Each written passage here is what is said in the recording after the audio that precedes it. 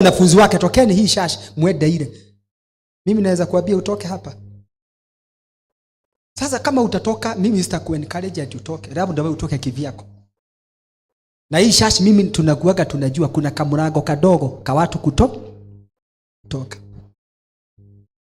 Maana zamani tulikuwa tunafikiria ati ukikuja ni mpaka Yesu arudi. Leo ninajua unaweza toka. Leo mimi najua unaweza. And I know ni familia yangu tu niko na guarantee. Sasa wataenda wapi? Anybody else can leave. Sasa mahefa anaweza niambia siendi shashi. Tunataka kwenda ingine iko na hapa chini. Ama watoto wangu hao nitawaambia tawatolea masho. Maana ni watoto wangu. Lakini wengine wote you can leave. Mimi kuna mama aliniambia, pastor, vile umenisaidia. Nilikuja hapa nikiwa hivi, akanihesabia. Na kabisa ni ukweli. Familia yao ilikuwa na witchcraft ile baya. Siku moja nikamwambia enda na usaidiwe na Mungu sasa. Maana mashida ni mingi. Akaenda akakutana na watu wakamuuliza, we feel we can trust you. Akamwambia ndio. Wakamwambia tuko na kampuni sijui ilikuwa ya Unilever. Akama kampuni gani? Tunataka mtu akuletea vitu ana distribute. Watu wanakujia hapo. Wakamletea stock vitu. Akakuwa distributor, akatajirika. Akakuja akatoa ushuhuda. Akaniambia, pastor, vile mimi nimesaidika kwa hii kanisa na kwa mikono yako. Nilikuwa na hii mahali, nilikuwa na hii shida. Sasa Mungu amenisaidia hata nimepata pesa. Hata ukienda jehanamu, hiyo statement haikuwa mzuri lakini alisema hivi kwa madhabahu. Hata ukienda jehanamu mimi nitakufuata. Tutaenda na wewe. Mpaka nikatetemeka. Lakini hata huyo mama alifika mahali na alitoka wapi? Alitoka shashi. So usiniambie ati mimi ninajua unaweza toka. Bwana Yesu asifiwe. Anybody can leave you. And these are all mysteries. Sasa John the Baptist ameambia mpaka wanafunzi wake enda kwa kanisa ya Yesu. Akina Andrew, they were disciples of John the Baptist. And some others, they were part of his team. But he encouraged them, go and follow this man. This is the Son of God. No preacher will ever tell you that. No one. But John did so. Then he baptized Christ. Then he encouraged people to follow Jesus. Then the same John the Baptist, he was put in prison. He was beheaded, akakatwa shingo. Sasa, how do you explain that? Why did God permit it? Where was God when all this was happening? These are mysteries. These are mysteries. There are certain things that happens and we don't know how to explain. Mpaka sasa unashindwa. Sasa huyu mtu amefanya hii kazi yote. Then he dies this kind of a death that appears like it is humiliating for a servant of God. For someone that baptized the Christ. It doesn't make sense. These are what we call mysteries. Amefanya hiyo kazi yote lakini alikatwa kishingo na kishwa ikapelekwa, watu wakaiangalia ikiwa kwa sahani. Kishwa ya John the Baptist. Sio muuaji, sio mtu mwingine. Na John the Baptist kishwa yake inapatiwa kasichana.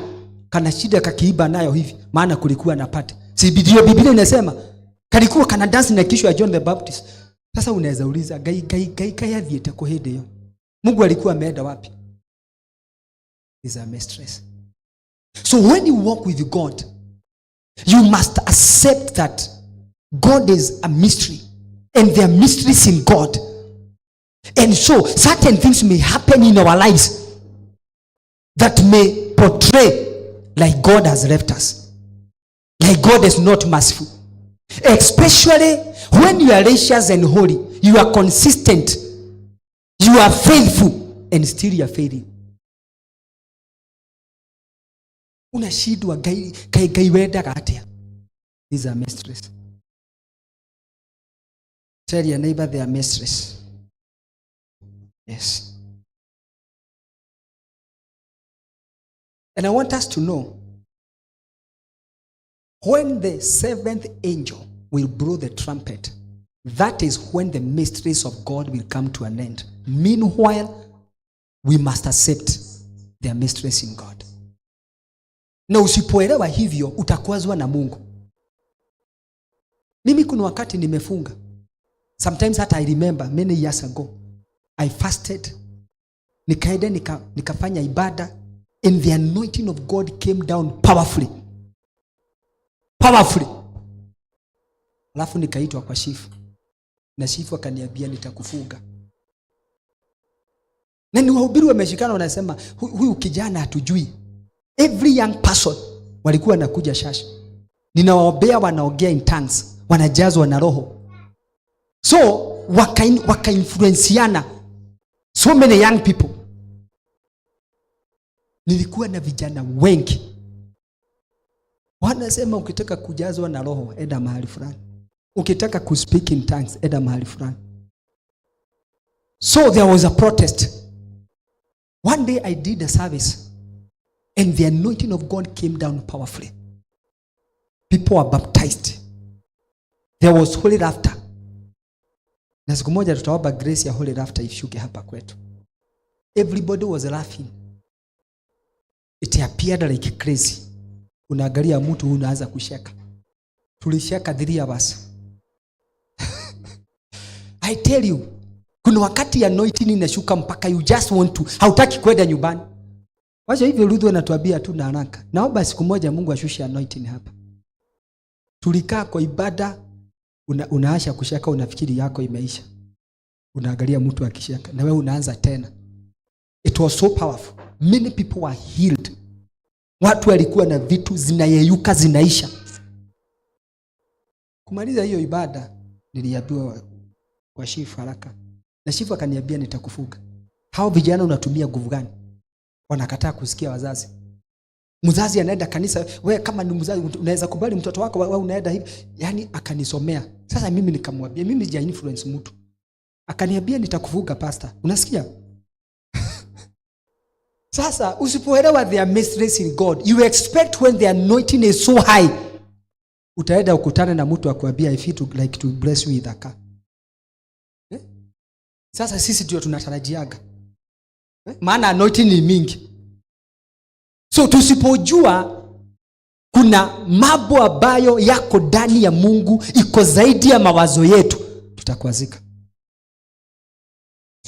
How do you explain when a person like John the Baptist dies so young after doing a great work? How do you explain? How do you explain? Bwana Yesu asifiwe. Kuna watu wanasemaga mimi siwezi okoka. Ninajua siku ya mwisho Mungu ataguzwa na huruma hata peleka watu kuzimu. Kwa sababu huyu mtu anafikiri kweli Mungu anaweza tuba sote atupeleke kuzimu. Kupelekwa kuzimu it is a mystery. Watu wengine kwenda heaven it is a mystery. Mungu anajua ni nini anafanya, sisi hatuelewi. All we can do it is to follow what he has said. So, God is a God of mystery, and he has no apologies. He has no apologies. He has no apologies for that. So there are mysterious happenings that may occur. Mysterious happenings. There are 2 servants of God who died in the year 2010. And one of the servants was doing so well. He was almost at the peak of his life and ministry. After struggling for like 20 years, his life haisogi mbele, hairudi nyuma. Then tu wakati ilikaa kama Mungu amempatia breakthrough. Ministry was speaking. Everybody was speaking of him. He was doing mighty things for God. Alikuwa anaombea mpaka ma devil worship, anaenda mpaka kwa devil worship kwenyewe kwa kanisa yao. Anawaambia huyu mtu lazima mumwashirie. That is, he was so daring and so much anointed. Then at